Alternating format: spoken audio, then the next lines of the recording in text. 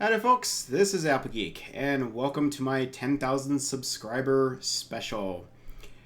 I was trying to think of other things to do, but the more I worked on this episode, the more I realized, nope, this is the only thing that can be worthy of a 10K special. So, here it is. A lot of laughs, a lot of feels, maybe a few tears.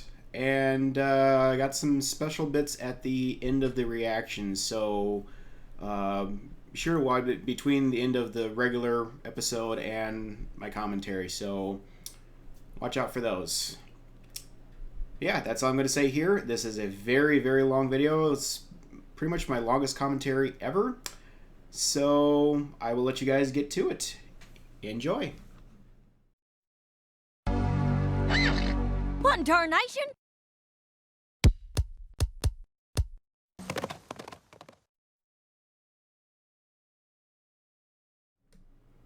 Hey folks, this is Apple Geek. I've got a reaction here today. Episode 13 of Season 7.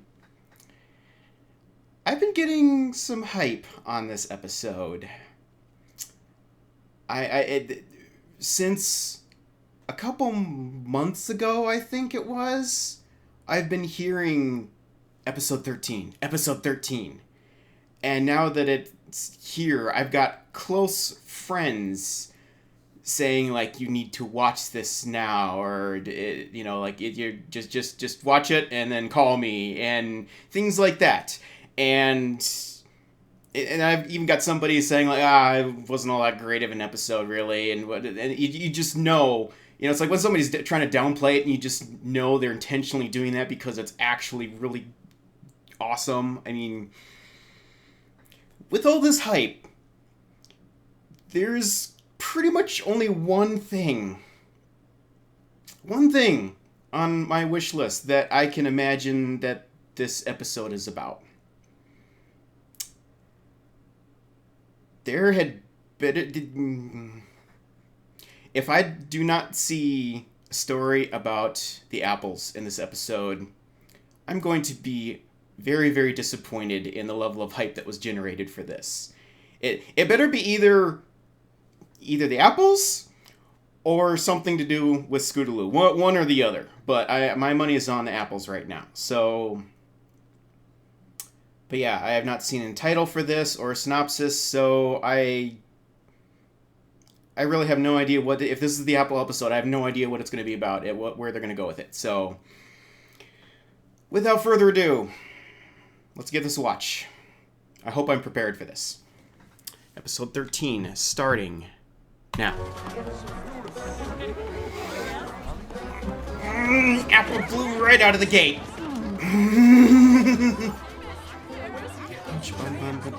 Okay, what's going on? Oh, thank you. You must be new. I'm Apple Bloom. I'm Grand Pear. Welcome to Ponyville. Grand You Pear? mean welcome Okay. back to Ponyville. Grand Pear was originally from here before he opened his famous Pear Jam store in Vancouver. Really? Why'd you move back? I needed a change of pace. Huh. Is that This is delicious. who I think it is? Hey, I can't believe I've gone my whole life without Applejack ever would not having like you eating that. It's Glad you pears. like it. How much? No. Wow. Thanks, Mr. Grand Pear, sir. It was real nice meeting That's you. William Shatner. I'm positive that's William Shatner. We knew he was going to be in an episode this season. I'm Glad you're back. Just in time for breakfast for dinner. I got the Breakfast perfect dinner. topper for flapjacks at the market today. Oh no, no! Pear? What were you thinking? Yes, yes! That is totally the reaction.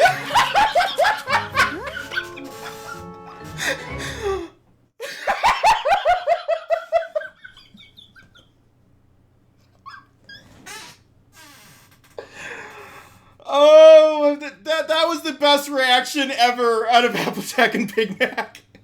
I mean, all the fan comics and everything, anti-pears, it's only about, can only have apples, that was awesome. But as the shadow of Granny Smith, there's obviously more to this than just a generic hatred for anything other than apples. So... What's the big deal? Okay. It's just pear jam. The big deal is that there is a long-standing feud between the apples and the pears. Oh, not another feud. Yep. Why? Really? Why? Well, perfect pear. Actually, I'm not really sure. Okay. You have any idea, Big Mac? Nope. Hufffields and McColl's Then I flashbacks. guess we should ask Granny? Ask me what? What goes better with apple fritter flapjacks? Caramel syrup or praline? Praline? Ooh, that smells great, Applejack. I'm gonna wash How up do the you not serpent. notice it? Be right back. Okay. Listen, Sugar Cube. Anytime Big Mac and I ever asked Granny about the feud or the pears, she'd get so upset she couldn't talk. Best not bring it up. Okay, but that grandpear was really nice to me, even though I'm an apple. I wonder what happened. Me too. But if we can't ask Granny, I don't know who. We can ask Goldie Delicious. If any pony knows about the feud, it's the family historian. I'm in. What do you say, Big Mac? Sibling trip first thing tomorrow? Yep. Hey, Goldie Delicious again. Season of callbacks continues. It's even more than last time. Cat ball. Now that's how you make an entrance. Or is it an exit? Well, anyway, Why not both? It's wonderful to see you three. To what do I owe the pleasure? Well, Goldie, There's a we cat in were her hoping you hair. could tell us about the feud with the apples and the pears. Oh dear. Well, does Granny Oh, boy. Smith know you're here? No, ma'am. But I ran into Grandpear yesterday, and he was real nice. Maybe the feud was a misunderstanding or something, and we can fix it? Well, I don't know about that, little one, but if it's the story you're after, I suppose you have a right to know. Now, let's see, I've got a stack of books here someplace. Oh, Apple Family History, Volume 137. Here 137. we are. Feud with the Bears. Okay. I mean, pears. My eyes ain't what they used to be. A long time ago, Sweet Apple Acres wasn't the only farm in Ponyville. In fact, there was another one just right next door. Oh. Apples? Nothing sweeter than biting into a crisp apple on Is that Granny Smith? Unless, of course, you could bite into a juicy pear. Please, pears are just what happens when What you is Dinky go doing there? farming apples. Pears are nature's candy. Apples are sour, like the expression on your face right now. And so it went. The Granny and Granny Wow. were always at each other. Who was the best farmer? Who took better care of their trees? If Granny read to her trees at night, And then the little tree reached its branches Aw. up to the moon, and the moon said, "Good night." I love to see that this is like a why, younger then Grandpa Granny had Smith than we've ever special seen. blankets made for his trees so they wouldn't get cold. Good night, trees. I've got you covered. Wow.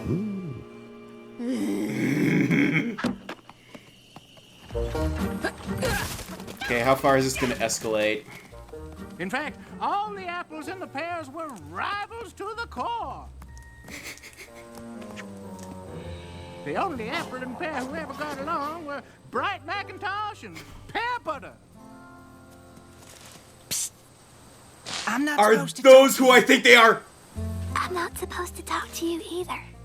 My mom says if you hold a buttercup under your chin, it'll make your chin glow.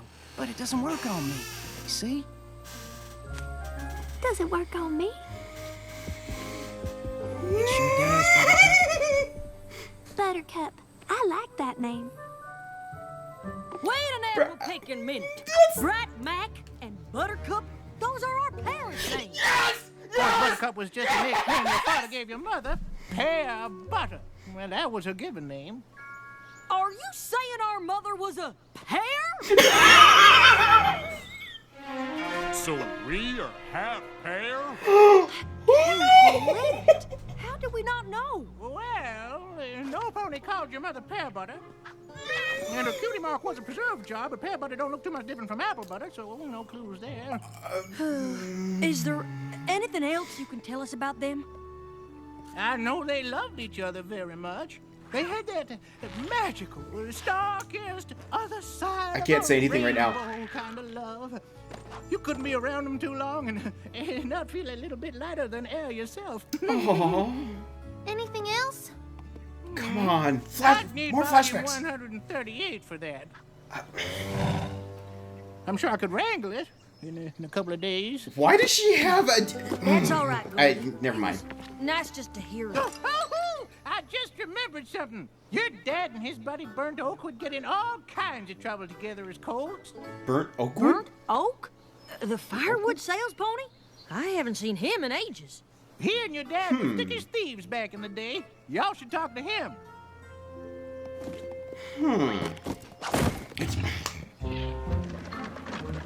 Well, there's well, the, getting the apples. What can I do? I can't remember his name. That I pony know you're from not here that for movie. firewood. You got more trees than any pony in Ponyville. You're right. We're not here for that. Wait, this is... Come to ask about your dad? Oh, what's this guy's name? It's a reference to a wondered if you character. might. I'll put up an Hope you would. annotation. It's nice to talk about him. We had a lot of laughs. In fact, this one time, we were racing to see who could till the fastest, and Bright Mac was leaving me in the dust. He would have Bright won, too, Mac, if he oh, wasn't so distracted. Aww! Ooh!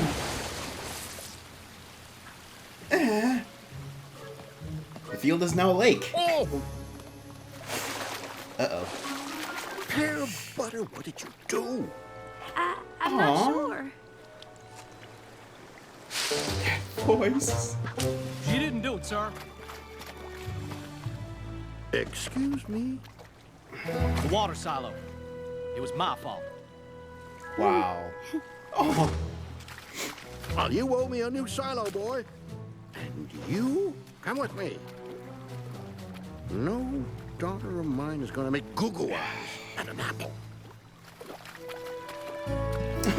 Too late. Grandpa never would have known it was your father's fault. But there was no way he'd let your mother take the blame for something he did. Wow. So Dad was super honest. Apple doesn't fall far from the tree, huh? Your dad worked the apple farm all day and then headed over to the Pears on his breaks to fix the water silo. I didn't see him for weeks. Not that he minded. Gave him a chance to get to know your mom. Did you know our mom, too? Is this... Buttercup was a real peach of a pear. But if you want to know more Peach of about a her, pear. you should ask Mrs. Cake. Mrs. Cake? Mrs. She and Cake? your mom were inseparable when they were fillies. Then let's go. Thanks, Burnt Oak. Small world. Well, small town too, but yeah. Would it be okay if we stopped by again sometime to hear more stories? I'd like that very much. Oh man, they haven't even heard all. Well, cinnamon sugar on toast. All three That sounds good. Apple siblings. Hi, Mrs. Cake. We heard you and our ma used to be real good friends, and we were hoping you could tell us a bit about her. Oh, I would love to. I never knew the right time to bring it up, but I'm so glad you came. For starters, did you all know that it was your mom who convinced me to pursue baking? What isn't your name, Mrs. Cake? Not always. Back no. when I was Chiffon Swirl, I had no idea what I was supposed to do. But one day, your mom Swirl? brought me some candied pears, eggs, flour, sugar, and vanilla, and told me to just be creative. Next thing I knew, I was whipping up pear upside-down cake, and I got my cutie mark. Aw. It was like she knew what I was supposed to do long before I did. You, or rather, you're just like her. That was the first of many cakes for me, and Buttercup was with me through it all. She could taste tester, help with the decorating, and prep new ingredients. Over the years, I perfected This my could be like a recipes. Romeo and Juliet type thing or something. Your mom did so much for me. One day, I wanted to surprise That's a nice her cake. with a cake. Mr. Oh. Ooh. Aw. Oh no.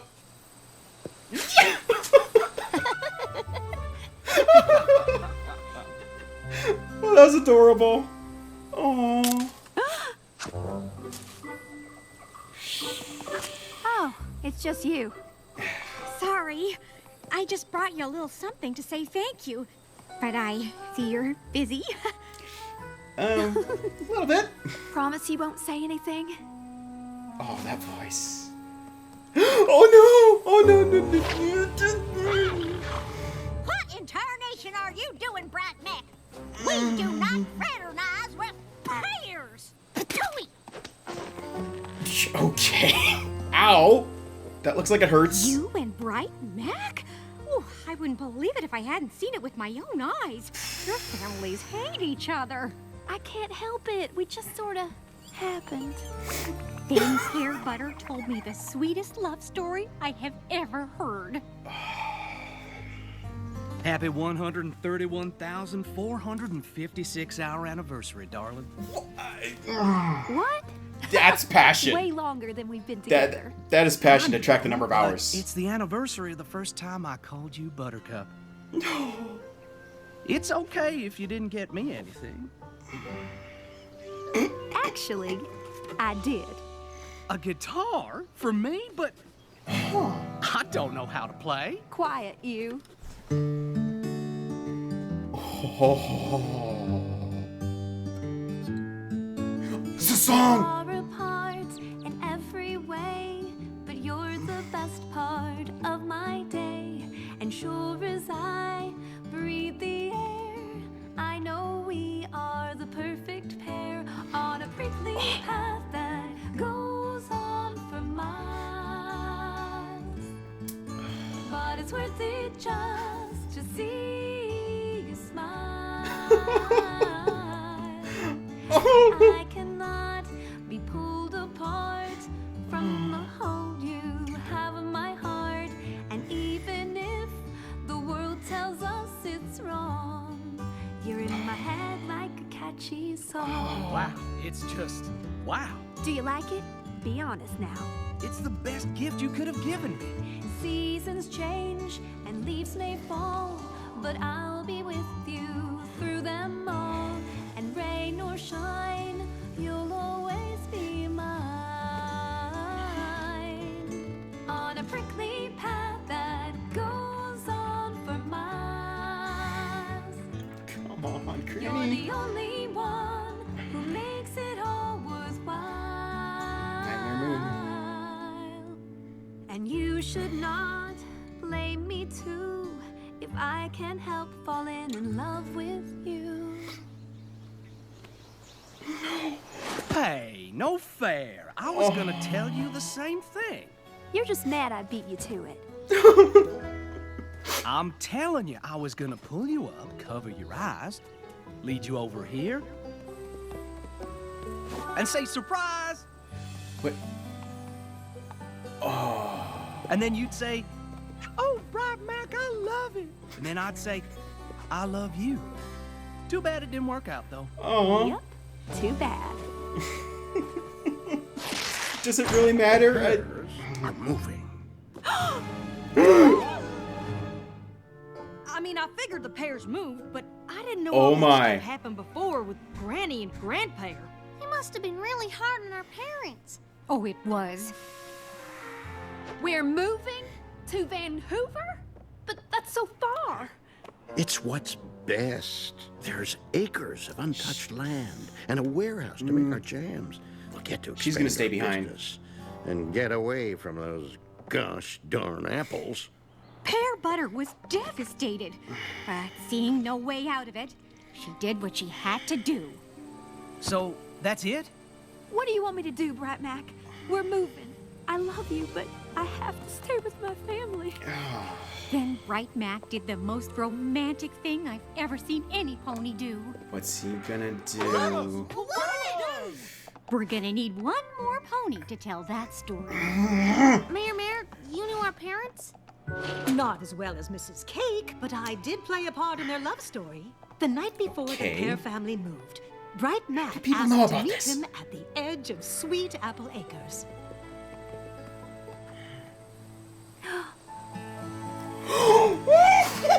I don't want to be apart from you, ever. I'm not sure what we'll do, but I'm sure of us. So sure that I'd marry you today. I would too. I think that's my cue. I had the honor of officiating your Pear. secret wedding, and it was perfect.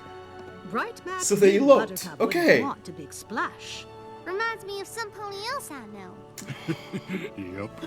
So they had a special way to seal their vows. I now pronounce you. What is going on? What's Oh, with no. all these hair candles? Pear butter! Oh, no. What are you two doing? Ma, Grandpa, Buttercup and I are in love. Stand up to him. And we'll be married as soon as Mayor says. Oh, I now pronounce you husband and wife. Doesn't that feel nice? The deed has been done. What are you talking about? Married? You two can't be married. Finally, something we can They agree. are. Pear butter, enough of this nonsense. We're moving. Nope. You gotta stick with your family. But the apples are my family now, too.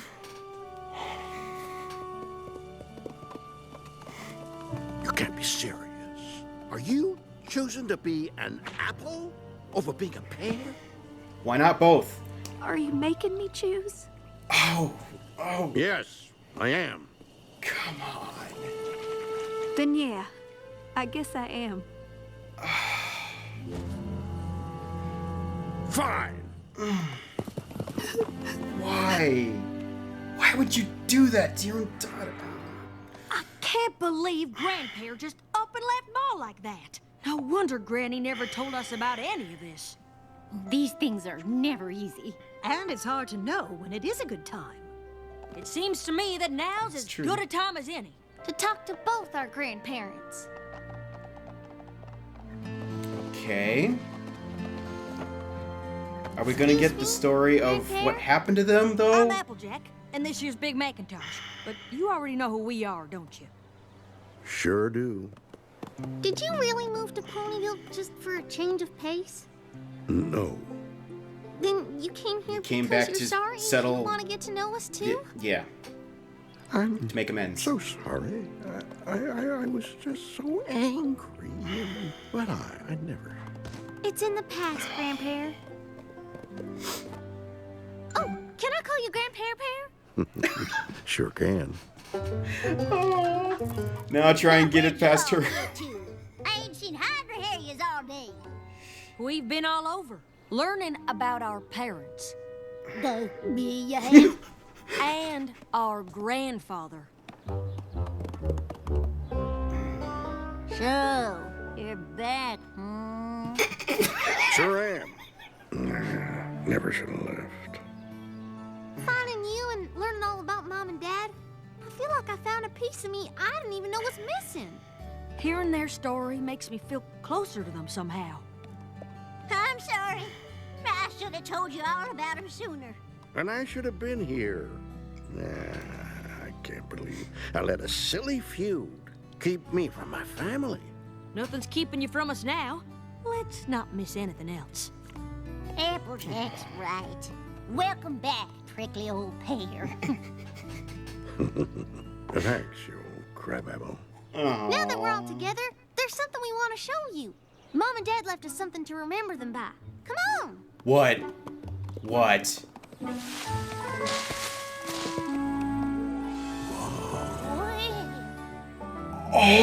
Oh! It's impossible. It's... Oh my... It's apples and pears.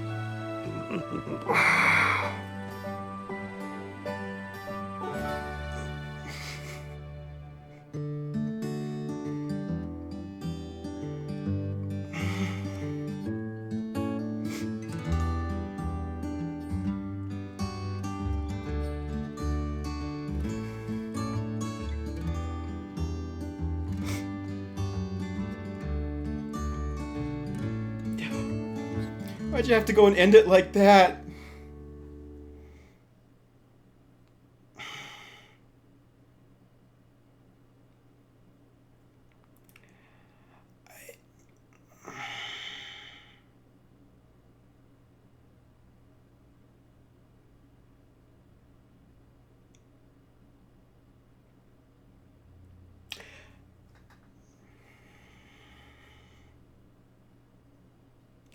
I'll be right back.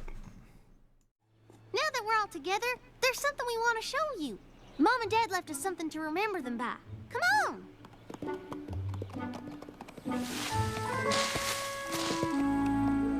Wow. It's beautiful.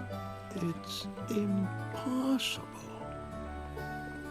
If anything's gonna make it through, it's apples and pears.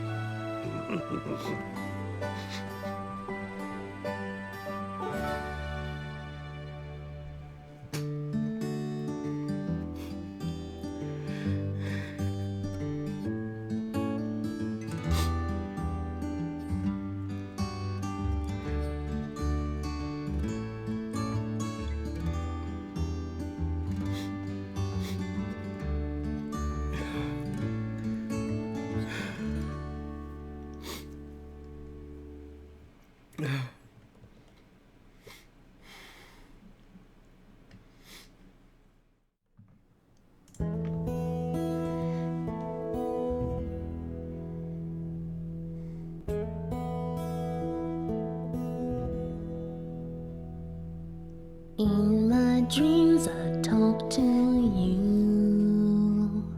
I learned to play a song so true. I hope somehow it can reach you. Are you reaching for me too?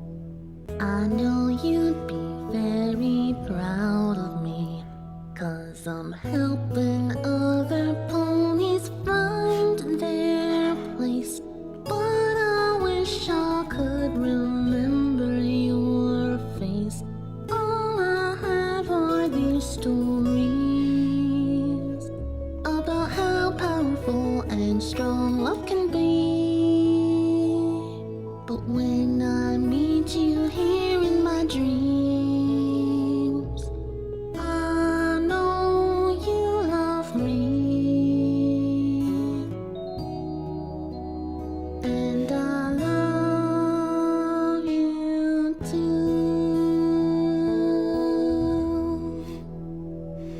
You've missed so much since you've been gone, but each new day I carry on and on. I hold you both close in my heart, and remember how you gave me my start. At the end of the day when I go to bed, I hope that I can fall asleep soon, so I can dream of you. I will dream of you.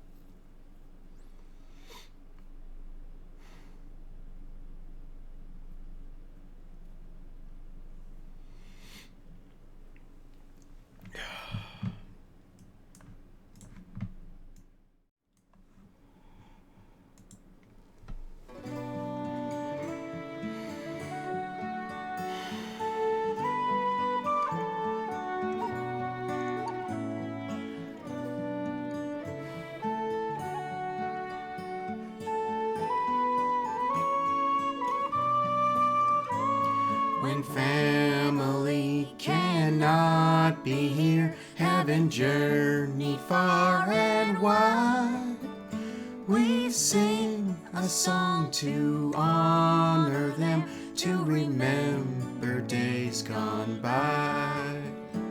So take your cup and raise it high, just as surely I'll do mine. And laugh we will at stories told, as we smile at days gone by, as we smile at days gone by. For family not here, my dears, having journeyed far and wide, for loyalty and kindness both, we smile at days gone by.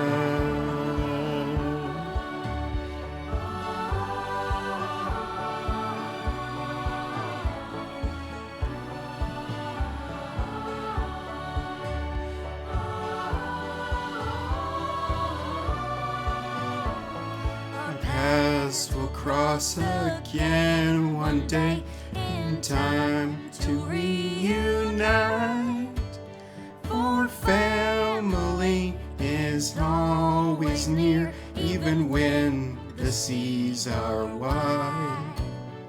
So take your cup and raise it high, just as surely I'll do mine, and make a toast for family and the tales of days gone by.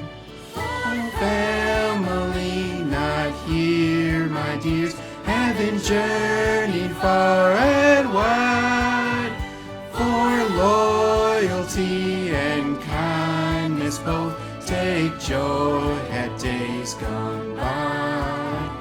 For loyalty and kindness both, we smile at days gone by.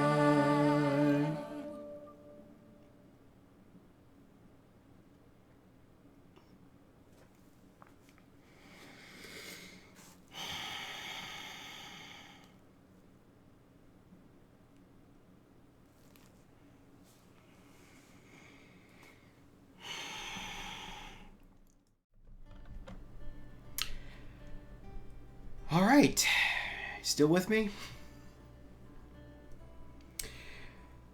Best episode. Period. Done.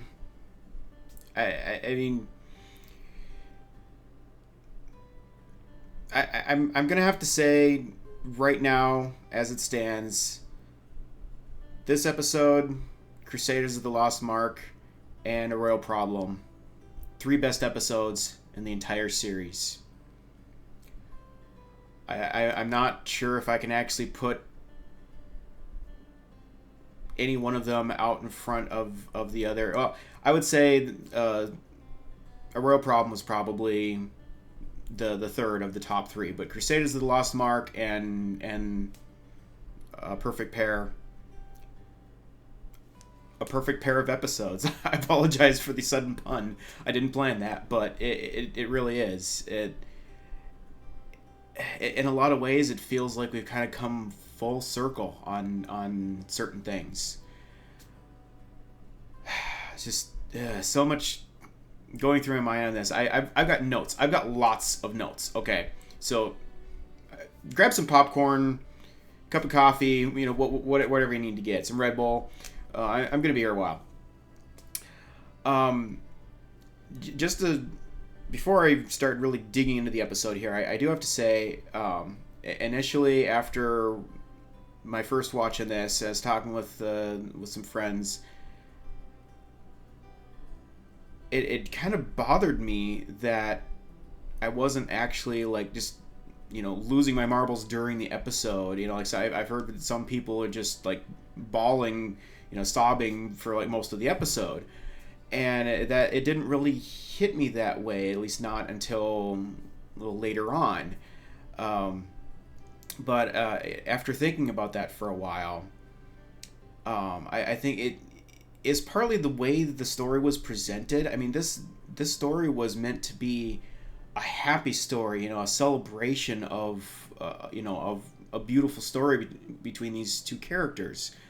It wasn't meant to be a really negative kind of feel to it. So I was enjoying the characters and the story for how awesome they were, but it also occurs to me that quite some time ago I watched that fan animation for Magpie Pony called Applejack They Missed You Too. It's a song and fan animation, and obviously a headcanon story that was done a long time ago, but the premise of that was that their parents had died in an act of self-sacrifice to protect their children, and that song kind of wrecked me. That story kind of wrecked me back then, and I think I had said back in that reaction, I remember saying that basically until the show gives us something different, I've kind of just accepted that as like that or something very similar to that is what actually happened to them, something very honorable and whatever. And so I've just kind of like already dealt with the whole thing of their parents being dead and have kind of moved on from that. So I think I was not really going into this expecting... I still wanted to know what happened to them. I'll talk more about that later. But I just kind of already mentally dealt with some of these feelings and stuff. So it took a while kind of for all of this stuff to really catch up to me. So anyway, it's really interesting how a story like this can affect different people in so many different ways and stuff. And it's awesome because we're all unique. We all come from different places and we see things differently. So, but overall, it's still as you saw in my reaction, I was thrilled with this with this story. And there were several moments that really did hit me in the feels too, even though I wasn't exactly crying. If that song had gone on much longer, I would have been crying. I know that for sure. So, anyway, in the middle of the episode, as opposed to just later on. But anyway, I gotta get this moving here. So, Grand Pear comes back to town, and Apple Bloom had no idea who he was, or any of the apples, basically, aside from Granny Smith. Nobody else knew who he was. Well, other town's ponies, of course, but they didn't know there was a family connection. Okay. So, yeah, he was awfully nice towards Apple Bloom, just giving her a jar of the pear jam and stuff, and I probably should have zeroed in on that a little bit more right away and known what was up, but my mind was busy trying to figure out if that was actually William Shatner or not. William Shatner, I gotta say, he nailed it on this one. I mean, the voicing that he did for Grand Pear, especially with the different, like, ages, having to sound younger and then older and stuff. I mean, he did really great on this. I love the character now. So, yeah. Moving on. So, yeah, and of course, Apple Bloom takes the pear jam home to share with her family.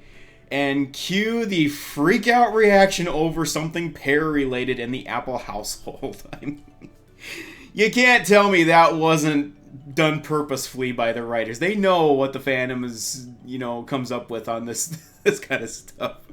I think I've already seen a meme about, like, Applejack getting in Apple Bloom's face is like, "You brought pears home. You're no longer a member of the family. Get out."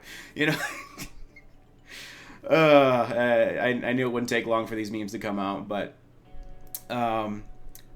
yeah, she came to find out from Applejack and Big Mac that there was a family feud from days gone past, and it's something that basically none of them really knew much anything about. Like, anytime they tried to bring it up with Granny Smith, she would just get so mad that she wouldn't talk. She couldn't talk. And so clearly there's some a bit of a grudge that's been held on to for all of these years over what had happened there. And of course, with any feud, is like, how does it actually start? Typically nobody knows. We saw that in the Hooffields and the Colts. But yeah, so without being able to get any answers there, who do they go to? Goldie Delicious, the family historian, naturally. So, it's fun to see her again and all her wonderful cats. I honestly don't know how she lives in that house, but the cheetah, like, why? Moving on. Yeah, she was able to tell them a little bit more about the feud between their families. It's rival farms. One was passionate about apples, the other was passionate about pears. They each had their own way of doing things. I saw that there was different, harvesting styles and just general farming styles in terms of how they tended the trees, how they harvested, and all that stuff. And I get the feeling it probably at some point started out as a friendly rivalry. I mean, we know the apples back from Family Appreciation Day. We know the apples were the founding family of Ponyville. So the Pear family would have come along sometime later on. And, it's probably felt like a little bit of territory encroachment or something, because their farm ended up being right next to the apple farm. So that kind of makes sense. There'd be some tension there. But instead of getting over it, they just kind of let it just build up, and, this started, kind of fueling the fire of hatred instead of, figuring out a way to get along. And it just got worse and worse over the years. But yeah, we found that it was at some point in the middle of this feud that these very young foals, Bright Macintosh and Pear Butter, met. That was a fun moment when I realized who they were. It was a little weird hearing like fairly old sounding voices coming from very young ponies like that, but I'm not going to dwell on that. That's not important. What's important is the two were absolutely adorable. I mean, the buttercup glowing on Pear Butter's chin is just so ridiculously adorable. I mean, he clearly Bright Mac was smitten right then and there. The two were destined to be together. Didn't need a cutie mark to tell him that. But once the names came out of Bright Mac and Buttercup, the nickname for Pear Butter, commence another freakout by Applejack and family, because they find out they're half pear. Again, the writers know the fandom. The reaction was fantastic, but technically speaking, it's not just a generic hatred for pears. It's more the fact that, at least in term for Big Mac and Applejack, they knew that the feud between there was this long-standing feud between the pears and the apples. To find out that they themselves were half pear, that is a very significant revelation. When all of a sudden you realize that you are smack dab in the middle of the feud and didn't even have a clue. I mean, I think that's something that anybody could freak out about. So that was a thing. And yeah, I mean, no wonder that Granny wouldn't talk about it, because, it just would have brought up all hurt feelings, and, then she'd have to explain to them everything, and she just... There's a whole number of reasons why it made sense why I kind of just, always avoided the subject, because it was kind of a still standing issue that was never really clarified. And and quite honestly, I think a big part of it is that she just the having to relive some of those painful memories of the loss of those two. She would have had to go there if she'd brought up the whole thing with them being half pear. It's like the whole story would have needed to come out like it was here, and she just didn't want to have to deal with it, so she kept it a secret. So anyway, clearly they want to know more about their parents, but Goldie needs another volume, which she couldn't get to. Volume of the history book. How many volumes are there? It's like 138 at least. I want that whole set. I want it. Hasbro, get on that. But anyway, sends them to Burnt Oak. Yeah. Sam Elliott reference. Wonderful. Perfect. Brilliant. Awesome. I love that character. I know it wasn't Sam Elliott voicing it. That would have been fantastic if they'd pulled that off, but still, I love the reference. Yeah. Burnt Oak. He is the close friend of Bright Macintosh. And he watched as Bright Mac would just go gaga crazy nuts over Pear Butter anytime he saw her. I mean, he was beating him in a plow race, which that isn't even really a thing, but I'm not going to get into that. He saw her down in this little valley. He took off, plowed through the fence, literally plowed through the fence, down the hillside, and ran into the water tower, water silo, whatever you want to call it. I mean, dang. That's one heck of a distraction. I mean, his friend probably just had to be like, you are off your rocker trying to, get involved with her because of, again, the standing feud that was going on. I mean, everybody in town knew what was up between these two families. It wasn't exactly a secret. But, and then after, that incident of breaking the water tank, he was trying to save Bright Mac by, pulling him, yanking him back out of sight when Grand Pear showed up. But, the Bright Mac saw that that Pear Butter was going to get in trouble for that.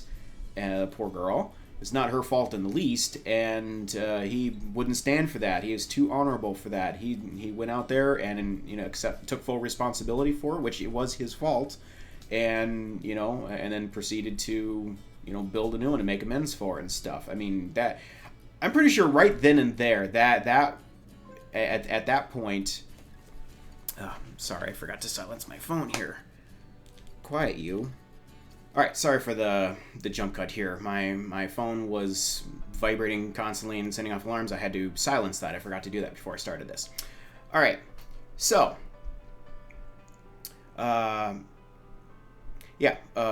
Mac was too honorable to deal with to let Pear Butter take the fall for that, so he took the responsibility and did that, and it worked out great. Because then he got to spend a few weeks over on the Pear farm trying to build a new water tank, and I got to have a lot of together time with Pear Butter for them two to get to know each other better. So, yeah, totally worth it.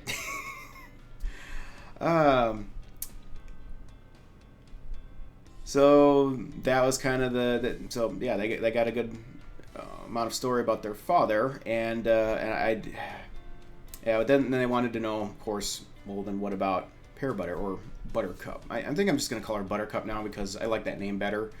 They want to know more about Buttercup, and Burnt Oak didn't know as much about that, so he referred them to Mrs. Cake, of all ponies.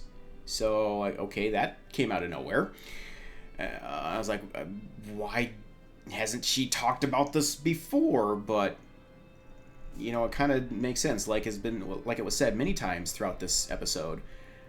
It's like talking about a topic like this, like, memories of, parents from, before they died.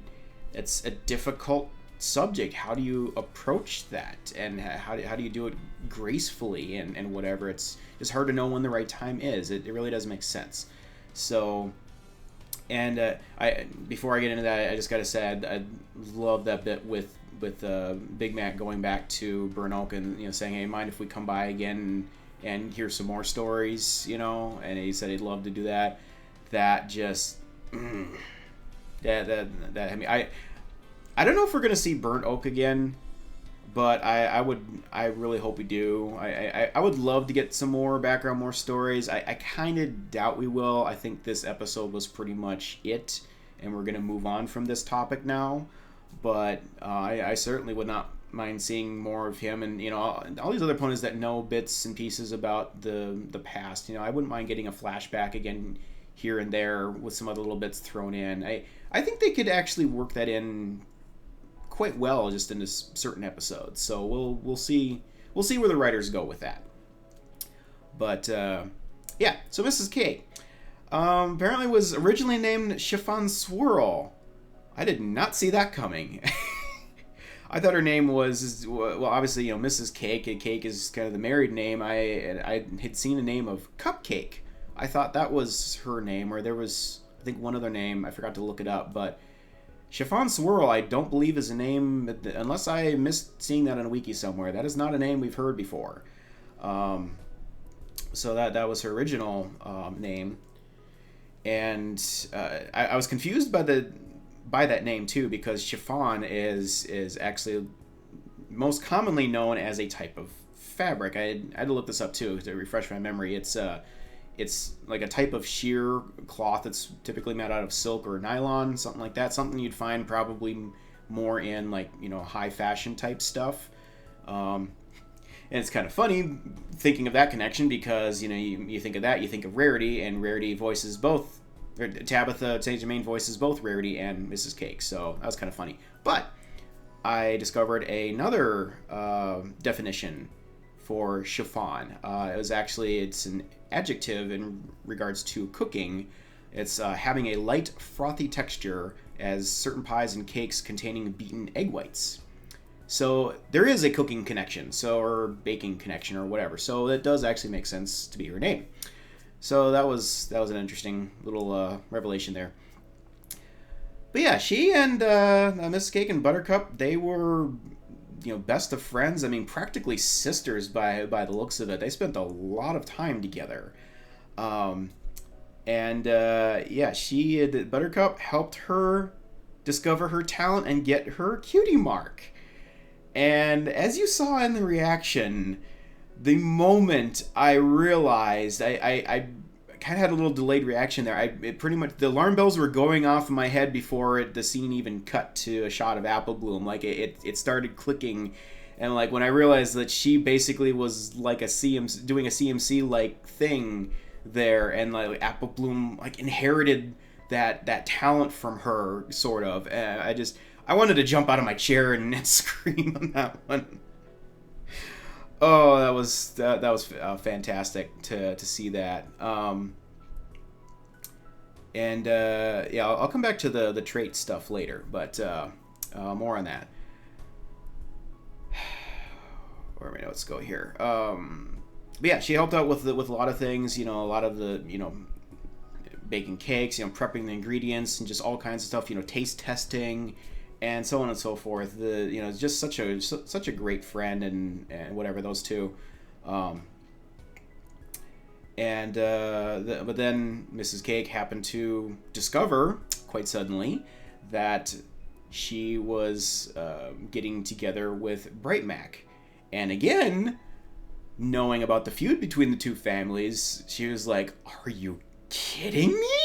Like, why are you doing this?" Or like, why would you think of doing this, you know? And it's like, well, it just kind of happened, as it often does in love stories, you know?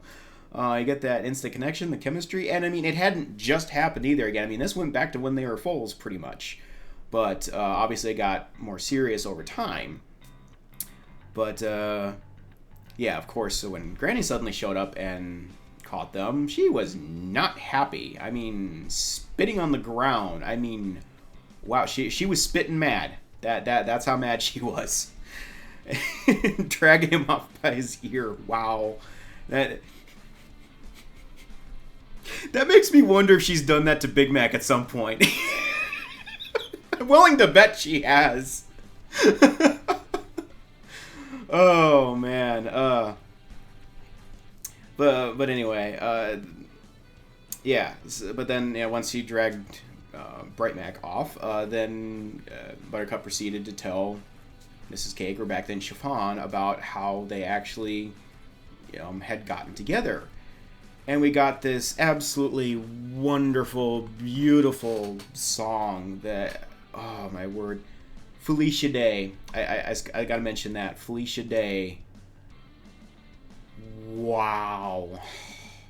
I knew I had heard that name somewhere before. I couldn't remember where. I started digging through all the stuff for her on IMDb, and I discovered that was who played Holly Martin, the character of Holly Martin in Eureka, which is a sci-fi TV series. I loved that show.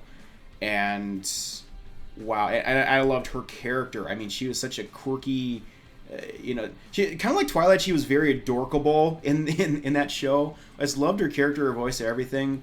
Man, she just nailed the voice and the character in this. It was. I really hope we get more flashbacks because I want to see more Buttercup. But anyway, the song. I mean, man, not only did she nail the voice, but she can sing too. Whew. And the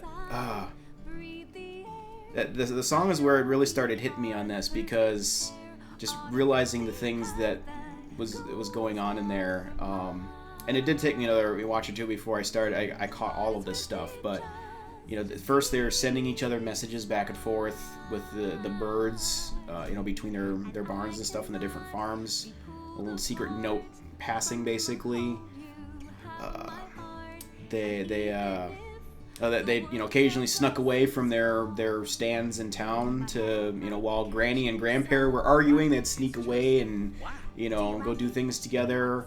Or even at the time as the crowded town square, you had music playing, everybody dancing. They were dancing with each other, like clear over on opposite sides of the square there. It just so that like nobody realized that they were dancing with each other, sort of, you know, but they were doing it. It just that hit me. And then this is the one it took me several watches before I realized this one, but at the end of that song, when she came back and found him asleep, like he had fallen asleep because he was exhausted by pulling out all the weeds, I don't know if they were like thistles or what they were, but some kind of weeds that Buttercup was trying to pull up over on the Pear farm, and he came back when she was gone and finished pulling them all out for her. Oh. He's definitely doing everything right to win the girl. That's for sure. I mean, wow, that's going above and beyond. So, and then yeah, right at the end of the song, she lets it accidentally slip out that she loved him. I'm like, she actually said it's not special some pony, not I like you, I love you.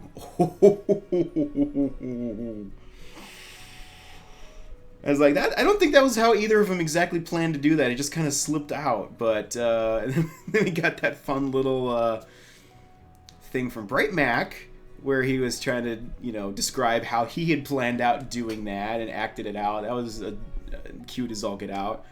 And then we got that one little yep from Buttercup. Like, oh. I wish I'd caught that on first watch, because I would have gone nuts on that. That was second watch when I realized that. That's where Big Mac picked that up from, I'm sure. Again, come back to the traits later. I'm getting there. So yeah, they fully admit their love to each other. And then, very coincidentally, or maybe not so coincidentally, all of a sudden the pairs are moving away. And I have to wonder, I mean, clearly both Granny Smith and Grandpa were aware of this, you know, budding love between these two. And they were not approving of it, but were kind of, I think, just kind of trying to ignore that it was going on and really downplay it as best as they could, trying to discourage it. But I gotta wonder, just the sudden timing of that, like, why were they suddenly picking up everything and just moving away, starting a new, you know, farm somewhere else? Like, were there actually legitimate reasons? I was talking about, you know, lots of land available out there and stuff. It's possible that they were kind of outgrowing the space available for farmland right there at Ponyville, but I can't help but think that it, with as much hatred as he had for the apples, it kind of felt like he was doing that as a way to get her away from them before something much more serious happened, which kind of already had at that point, without him realizing it. And so when Bright Mac finds out, yeah, I mean, obviously Buttercup's crushed because she's going to be pulled away from her one true love, and he takes matters into his own hooves and very hurriedly puts together a quick little secret marriage. You know, it kind of stinks that he had to do that, but I understand why, because really, neither of their families would have been approving of this in any way, shape, or form. I mean, this really was this wasn't exactly a Romeo and Juliet story, but it did have a lot of similarities to a point, and that was one of them. So, basically, just, a couple, their closest friends as witnesses, and grabbed Mayor, and yeah, let's get this done. And what's the we admitted we love each other, like, why wait anymore? So, and of course, right in the middle of all that, they're just about to tie the knot, and Granny and Grandpa show up, almost crash the wedding. I thought for sure they were going to somehow screw that up, but no. Mayor very quickly finished it, and it's like, oh, they actually got it done.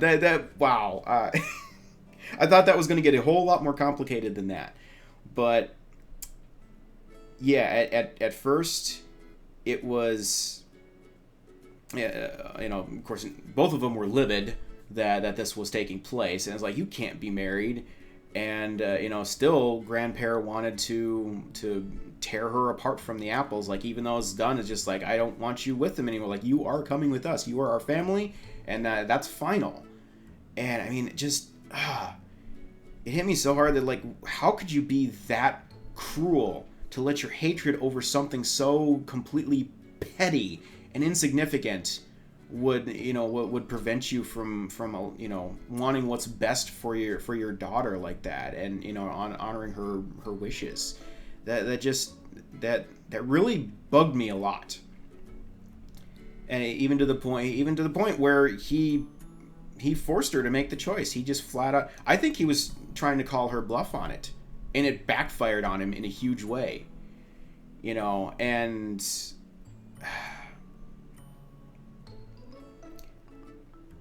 that decision must have been so heart-wrenching for Buttercup, because I mean, think about it. She's standing there, just got married to her true love, but now she's caught between a rock and a hard place. She's got her own family that she's that she was born into and raised by, and that likely everyone loved her very much. But she kind of had just gotten betrayed by the patriarch of that family by trying to force her to go away with them and not be with her love. And on the flip side, if she stayed with the apples, she would have to live with a family who, like, everybody in that family basically would have hated her guts over this. But at the same time, her true love was there. So that's like an impossible decision. It really is. I honestly, I hope I'm never in any situation like that, because I don't know what I would have done. But ultimately she had to, I guess she felt like the betrayal was too much to bear on that, and she had to stay with her new husband. So that was it, and Grandpa followed through. The Pears moved away, and that was the end of that. And I do have to point out that I noticed that Granny Smith, like, right after this happened, came up and kind of embraced Buttercup, and it's like, kind of like immediately accepted her. I mean, she probably realized how messed up the situation had been for her, and what she'd kind of contributed to the problem that was just occurring here. So she kind of, Granny Smith herself, kind of backed off and, like, well, you're part of the family now, and I accept you. So I give her credit for that, at least. Still, it's clear that she still harbored some resentment over everything over the years, but I'm glad to see that at least happened. So, and I do have to mention the seeds. I mean, they planted those seeds. I didn't think anything of that at the time, but clearly that came around later, and I will get back to that.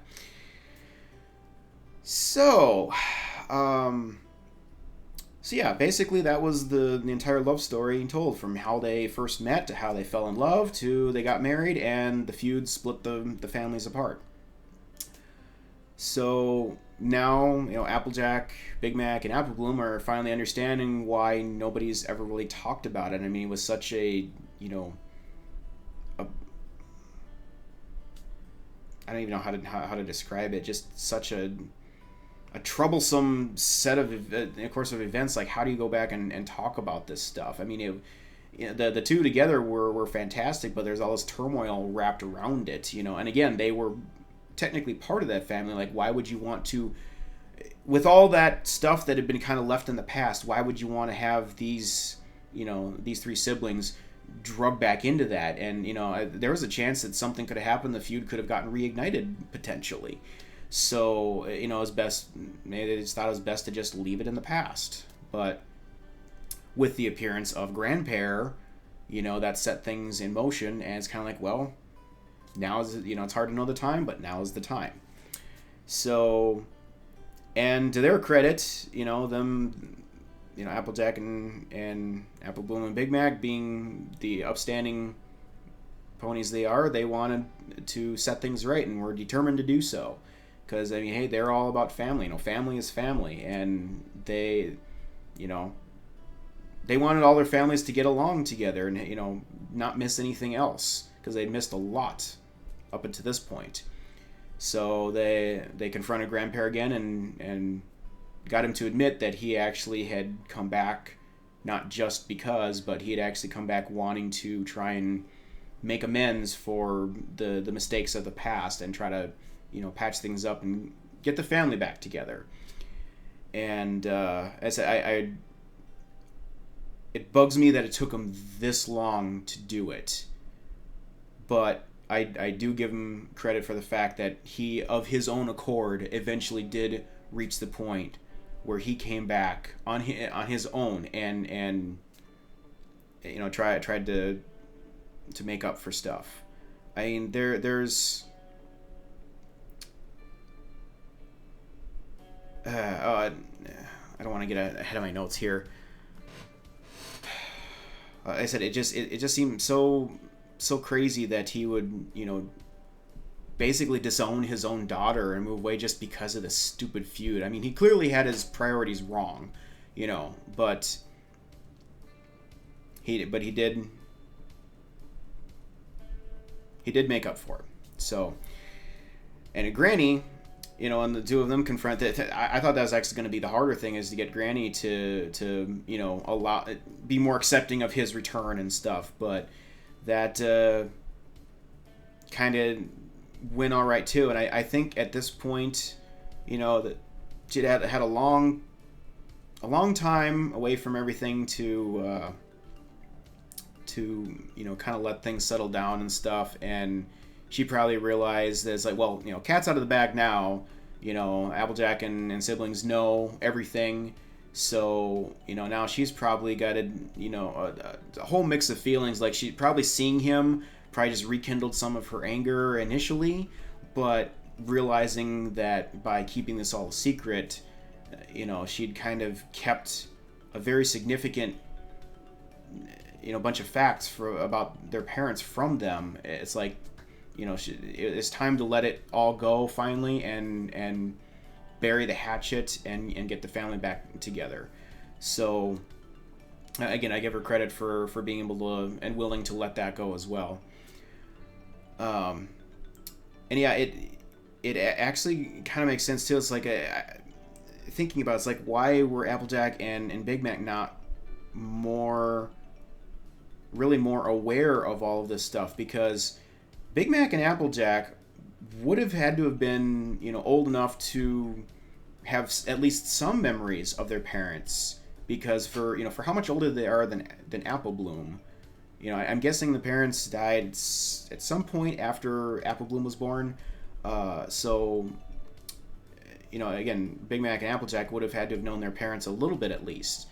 But the Pear family, aside from Buttercup, all moved away from Ponyville, at the time of the wedding. So, they were long gone by the time Bright Mac and Buttercup had any kids. So, I'm sure everybody in the town, whatever, it just kind of like, well, that's history now. It's in the past. Like, we're just not even going to talk about it. Why bring it up and why rekindle the anger and whatever? There's no point in it.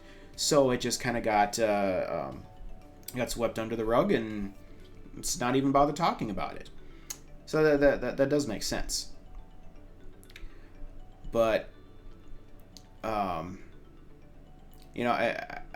love the fact that this knowing that there was a feud and that it now finally got resolved. That is such a huge thing, actually, because that there are lots and lots of families out there that get just ripped apart by feuds over sometimes the stupidest of things. Such stupid, silly, insignificant things that it doesn't make any sense when you look at it. But there's I've seen this somewhat in people close to me, some families close to me, and also I've heard plenty of stories of other families that have experienced things like this, and you hear about it in TV shows and movies and stuff too. It's kind of a recurring theme because of the fact that it does unfortunately happen a lot in real life. And there's all these missed opportunities between these families. I mean, families get ripped in two, and it's like there's families aren't there to share in things like the joy of a wedding. When somebody gets married, they miss out on that. Or when there's a funeral, a loss of a loved one, they're not there to help comfort one another. Just again because they're mad over some little thing that doesn't matter anymore. Graduations from school, seeing grandchildren grow up, nieces, nephews, all of that. It occurs to me, we obviously don't know the complete history of the Apple family here, but back in these flashbacks, there was a lot of ponies running that farm originally, when the Pears were still next to the Apples there was Goldie Delicious and some others were there alongside Granny Smith. And it seems like over the years somehow it just dwindled down to it's just this one little family. If it's just Granny Smith and her 3 grandkids, and that's it. So I'm not really sure what happened there. I mean, obviously there's still a lot of apples around Equestria, as we saw like back in Apple Family Reunion and such. But they've moved off, started their own orchards, other places and stuff, and it's kind of sad now to see that it's just become this little family farm. And I can't help but think that if the Pears had come to terms with things and stayed there, they would have been able to help each other out a lot more and stuff, and share the workloads, share the fun of the harvest festivals and so on and so forth. There's so many missed opportunities that there would have been between those two families. Not just being neighbors for one thing, but also now that you've got the family connection between the two, an actual legitimate family connection. It's kind of sad when you think about that. So I'm very glad that they, even though it took all these years, and so we got Grandpa back. Where's the rest of the Pears? Are they still out in Vancouver, or what? What's the situation? I don't know, but at the very least, he was the instigator of it all, basically, and he and Granny Smith, and those two have now buried the hatchet, so their families can get back together now. I would love to see like a Pear and Apple family reunion thing at some point in the future. That would be fantastic. Don't know if we'll get that, but seeing that this happens, seeing this happen, I hope that others who are in similar situations see this and come to realize, how bad of a mistake that they're making, and that they need to get over these stupid feuds and stop tearing their families apart. So, incredible moral lesson kind of in that. All right, I gotta move on here. So yeah, but then after all that, the tree appeared. Wow. Who says earth ponies don't have magic? It had to have been some kind of magic going on with those seeds to have them grow up that way. I did wonder if they kind of had a little help, like did Bright Mac and Pear Butter like try to go make them twist around each other, like, you know, tie the trunks or something. I did wonder, but I don't think so. I don't think that would have made much sense, and frankly that would kind of take away from the specialness of that if that had been the case. I think they just basically grew together like that magically, and just a fantastic piece of symbolism there. I saw the heart, you know, the branches even made like a heart shape between the two trunks and the branches and stuff. That was great.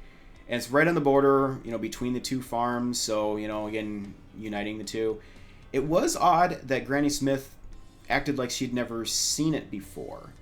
And we don't even know if, you know, Apple Bloom and the rest of them had seen it before that day. I kind of suspect that after hearing the story from Mayor Mare, that they actually went and found that tree found that spot where they got married before they went and talked to Grandpa.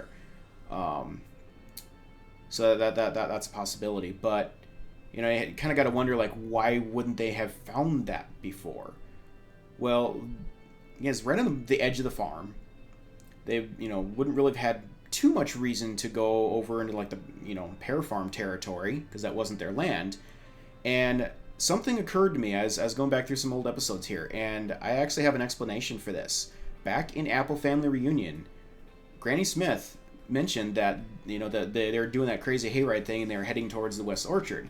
And Granny said that they have not tended that orchard since all the fruit bats had come in and started nesting in the trees. I started looking for maps, and I found stuff that confirmed that Sweet Apple Acres is on the northwest corner of Ponyville. So it is very believable that the Pear Farm was, you know, based on the maps, was just to the west of that, which fits with what we saw in this episode. So where that tree is at, that edge of the farm, could have been that West Orchard where they just even haven't been down there in many, many years. So, you know, that's perfectly plausible why they've never come across that tree before. So it's a fun little fact there for you.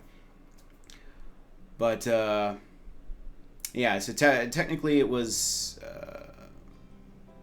I was gonna say we call it the tree. You know, it's technically two trees growing together. But anyway, and I've heard people talk about the fact that the theory that those trees, or that tree, or whatever you want to call it, that could be where the parents are buried. Maybe not. Again, if the reason they haven't found it is because they haven't been down there in years, well, I would have thought they would have known about the tree if that's where they'd buried the parents.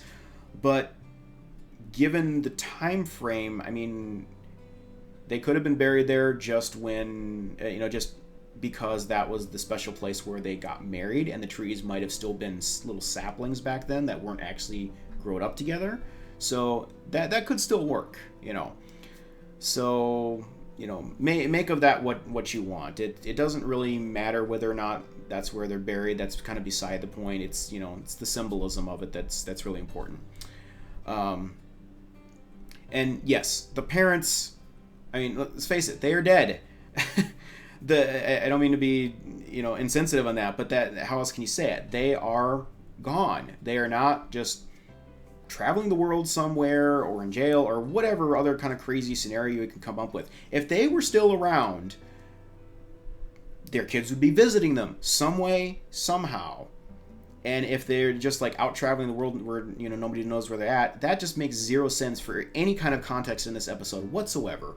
Because the way everybody, you know, their closest friends were talking about them, I mean, they've all got tears in their eyes, and just, you know, talking about just such fond memories of how great of ponies they were, and so on and so forth. You don't talk about people in that fashion unless they are dead and gone. If they had just and the way their characters are portrayed, they're not the type of people to just up and leave their kids with grandma and go roam the world. That's not what would have happened with them. And if they had done that, their closest friends would not be speaking fondly of them. They would be speaking very, you know, ill towards them. So, you know, trying to protect like Applejack and them from, you know, finding out how terrible their parents were and stuff. So no, that is not what happened.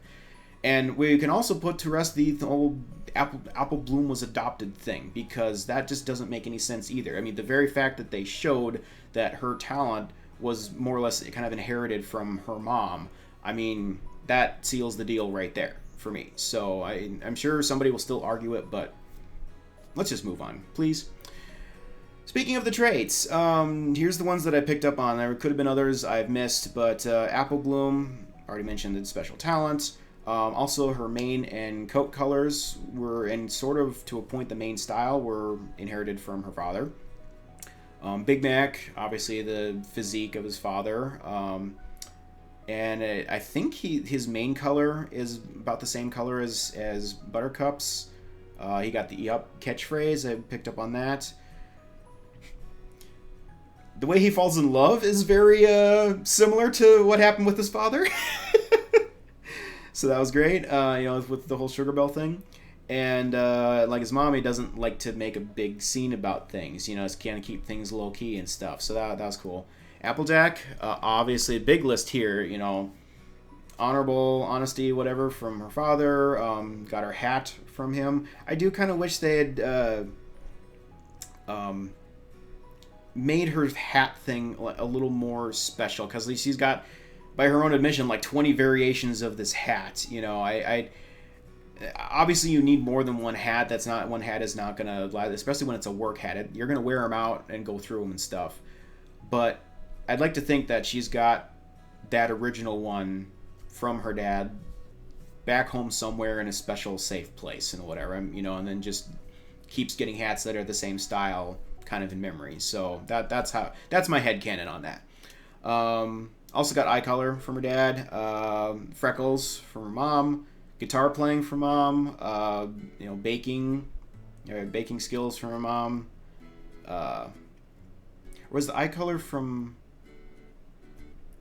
I think I mixed up my notes here. I think the eye color is from her father, not her mother. Mother was more of like a teal green. Father was more like grass green. So anyway, hairstyle is a little bit more like her mom's. As hers is much more straight. But the way that, those lines through the hair, kind of, styled that after, it's a similar style with AJ. And we still don't know where Winona came into the picture. And I've heard theories about she got Winona as a present from her parents. That Winona didn't appear in here at all, so we still don't know about that. Doesn't really matter. But yeah, I just, of course we know the most about Applejack on some of these things. I was going back through some of these old episodes, like I mentioned earlier, and just things started occurring to me. And I'm probably reading way too much into this, because obviously these episodes were written way before this one was. But I can't help but think, back in the Cutie Mark Chronicles, all the way back in season 1, when she, as a little filly, up and left for Manhattan. She's like, I didn't want to work on a smelly old farm. She wanted to go live the high life in really ritzy Manhattan and stuff. So she went to live with Aunt and Uncle Orange. I know that, again, I'm probably just maybe reading too much into this, but I can't help but think, given the ages back then, and I mean, it was just all you saw was Granny Smith, Big Mac, crying as she walked off towards the train station, leaving the farm.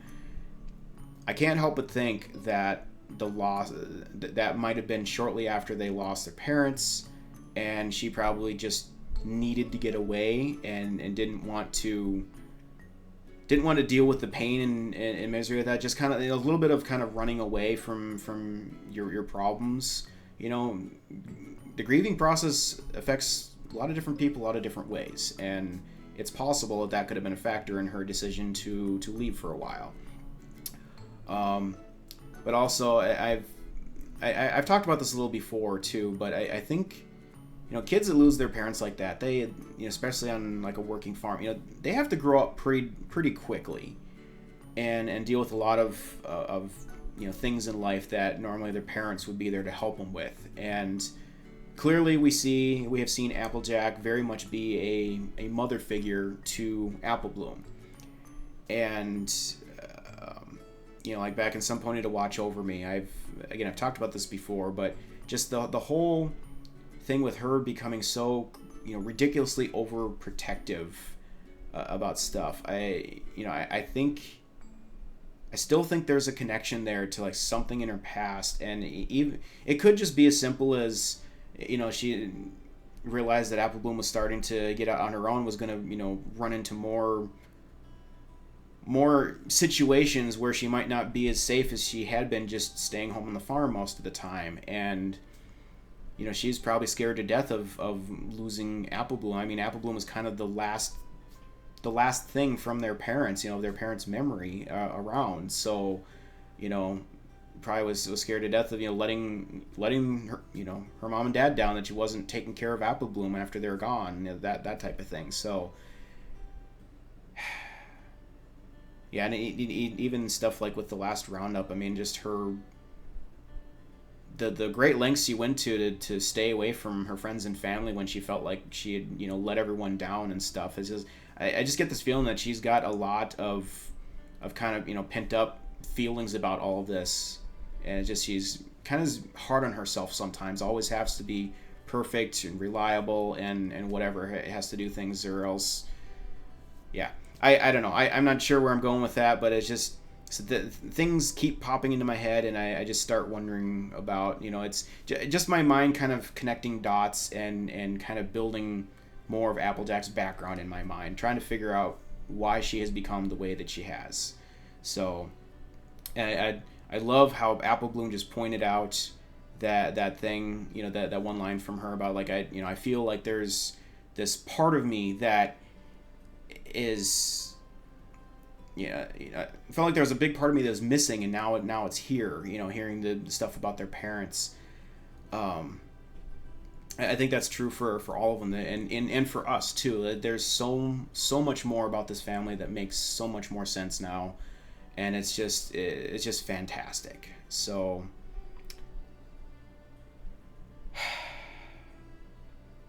yeah, like I was saying earlier, are we going to see Burnt Oak again or Grand Pear again? I would certainly welcome either one of them back. I would love to see more stuff. I mean, I feel like the story's kind of been done, it's been told, and that's just going to be the way it is. But again, we'll see what the writers have to say. And I do just want to say, because this really isn't a problem with the episode. This episode just flat out was absolutely perfect. Nothing needs to be changed in this. All right, it is what it is. It accomplishes what it intended. This is a celebration of the memory of two fantastic parents. That's all it needed to be. That's what it is. Me personally, I just still have this gripe of, why didn't we get at least a small hint, just teeny tiny little hint as to what actually happened to their parents? It bugs me, and I know there are a lot of people that disagree with me on this, that we don't need to know, that would have ruined it, whatever. For the purposes of this episode, yeah, that would have kind of drug this episode down. I understand that. This episode is perfect as it is. Just in general, though, I feel like the story will never be quite finished until we finally get some sort of a clue as to what actually happened to them. And I doubt we ever will. But it just bugs me, because people need to know those kinds of things. It's like I hear about military families. They lose loved ones in the service of our country in the military, and there are people who are in very secretive type work that the government doesn't allow the families to know about, and when they die for whatever reason, all I can come home and say to them is your loved one died in the service of our country, we thank you very much. That's it. They'll never know what he was doing, what he or she was doing, that led to this. And or people that lose have like a child kidnapped and never find out what happened to their kid, things like that. It's hard to get that closure unless you know the full story of what actually happened. As insignificant as it may be overall, it's part of that process. So, and I do think that, that would have been an obvious question to ask in this episode, especially of Apple Bloom. Like, she would have wanted to know, like, well, how did they die, if she didn't already know. I think these siblings already know what happened to their parents. They were just searching for the history, like what were their parents actually like, you know, because they never got a chance to really, you know, grow up and know their parents. Applejack and Big Mac, very little. Apple Bloom, none at all. So it makes sense that that's where they went with this. And like I said, it was fantastic. This episode really doesn't need to change in any way. So it's just a personal little thing for me. I would love if they would somehow give us that little hint someday, but I understand that we may not, and if that's their choice, I respect that. So I've been talking for just about an hour here, but I knew this was going to be a long one, and I don't care. If you're still watching, thanks for watching. Honestly, it's been great. This has been, like I said, this is flat out one of the best episodes in this entire dang series, no matter how, regardless of whether you're an Apple Family fan or not. This is just one of the best written episodes in this show ever. So I wanted to make sure and do this one right and say everything that I wanted to say about it. So,